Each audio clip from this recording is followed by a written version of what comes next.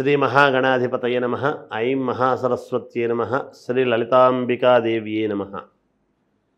రాశిఫలాల కార్యక్రమంలో భాగంగా జూలై నెల అంతా కూడా 12 రాసుల వాళ్లకు ఎలా ఉండబోతుంది, ఈ మాసం అంతా కూడా ఏ రాశి వాళ్లకు ఎటువంటి ఉపయోగాలు జరగబోతున్నాయి అనేటువంటి దాని గురించి ఇప్పుడు మనం తెలుసుకుంటున్నాము. అయితే శుక్రుడు స్వక్షేత్రగతుడై ఈ జూలై 2వ తారీఖు నుండి శుక్రుడు ఎప్పుడైతే వృషభములో ఉండబోతూ ఉన్నాడో, తర్వాత కుజకేతువులు ఇద్దరూ కూడా సింహంలో ఉండేటువంటి దాని వలనను, అలాగే రాహు కుంభంలో ఉండేటువంటి దాని వలనను ఎవరెవరికి ఎటువంటి యోగాలు జరగబోతాయి అనేటువంటిది ఇక్కడ అర్థమవుతున్నది.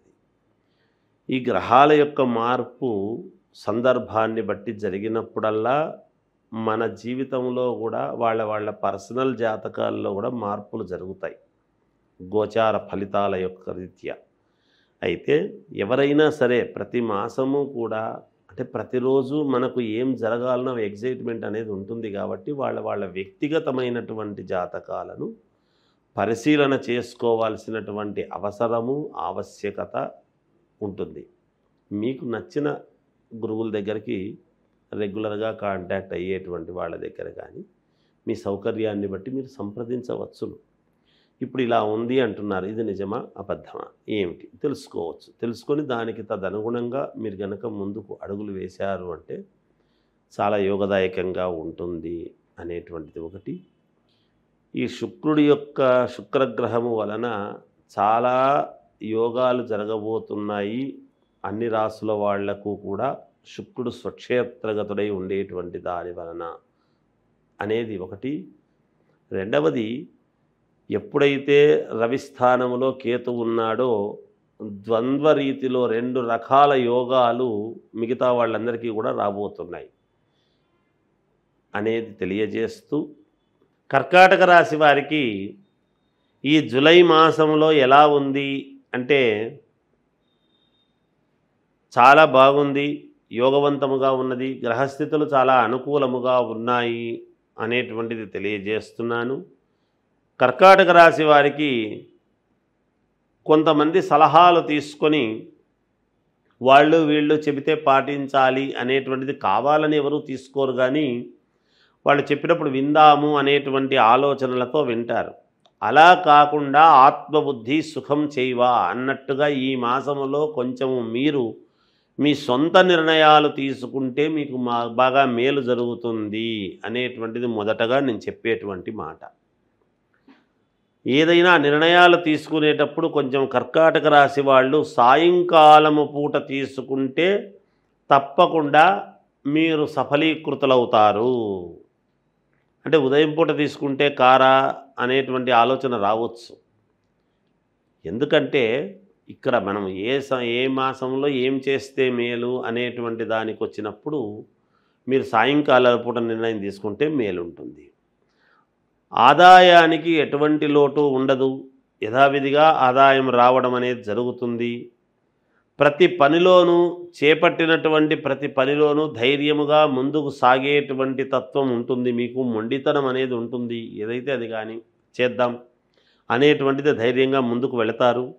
నూతన వాహనము కొనుగోలు చేసుకోవటానికి కావాల్సినటువంటి ప్రయత్నాలు ముమ్మరముగా చేస్తారుగాక సఫలీకృతులు అవుతారు కూడాను. నూతన గృహ నిర్మాణ ప్రయత్నాలు కూడా చాలా వరకు ఫలిస్తాయి. అంటే ఇల్లు కట్టుకునేటువంటి వాళ్ళు కట్టుకోవచ్చు, లేదా అపార్ట్మెంట్ కొనుక్కునేటువంటి వాళ్ళు కొనుక్కోవచ్చును, లేదా కొంచెము కట్టబోయేటువంటి పూర్తి అవ్వబోయేటువంటి దానికి డబ్బు కట్టి మేము తీసుకోవాలి అనేటువంటిది కూడా త్వరగా అనేది పూర్తి అయి మీ చేతికి అందేటువంటి అవకాశము కూడా ఉన్నది.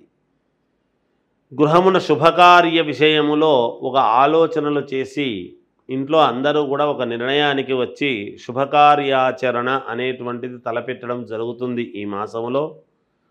దానికి సంబంధించినటువంటి ధన వ్యయం కూడా చేస్తారు కూడా. ఎలాగైనా వివాహం చేసినప్పుడు ధనం ఖర్చు కాకుండా ఉండదు కదా, అవుతుంది. కానీ దీనికి ఇంత పెట్టాల్సి వస్తుంది, ఇది ఎలాగైనా సమన్వయం చేసుకొని చెయ్యాలి అని ఒక ఆలోచనతో ముందుకు వెళతారు.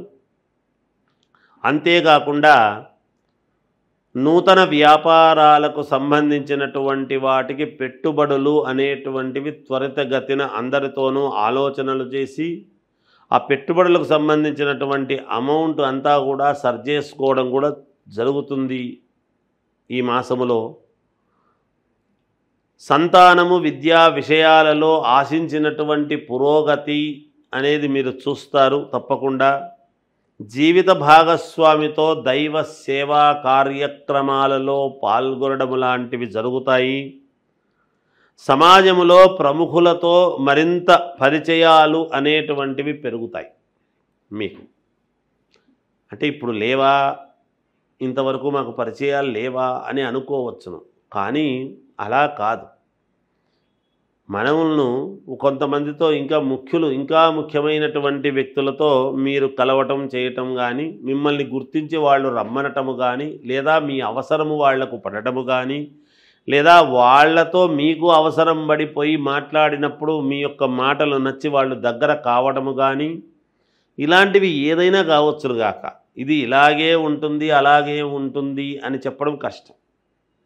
అందుకని వాళ్ళు రమ్మనటము, మీరు వెళ్ళటము, ఇలాంటివేవో మొత్తానికి పరిచయాలు అనేటువంటివి ఏర్పడతాయి.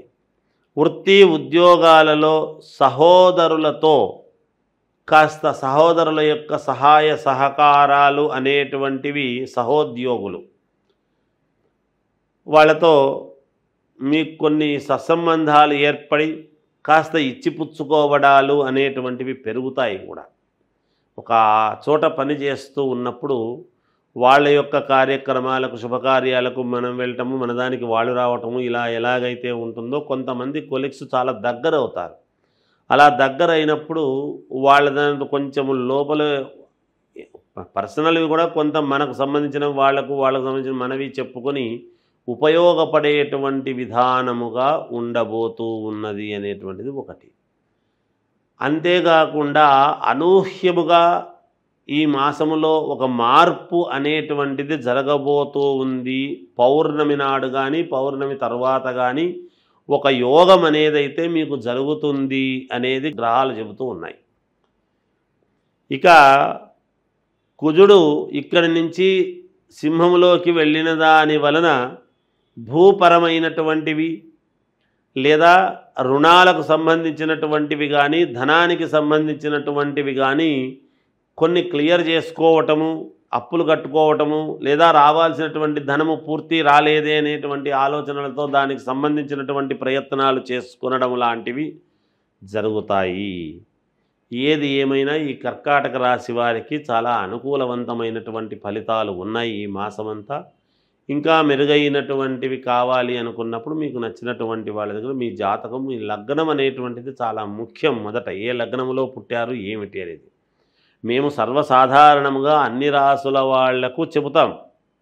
ఇవి మామూలుగా ఏ రాశి వాళ్ళకి ఎలా ఉంది అని చెప్పటమే. పూర్ణ ఫలితాలు కావాలి అంటే వ్యక్తిగతమైనటువంటి జాతకాన్ని చూసుకొని ముందుకు వెళ్ళాలి అనేటువంటిది తెలియజేస్తూ జయోస్తు.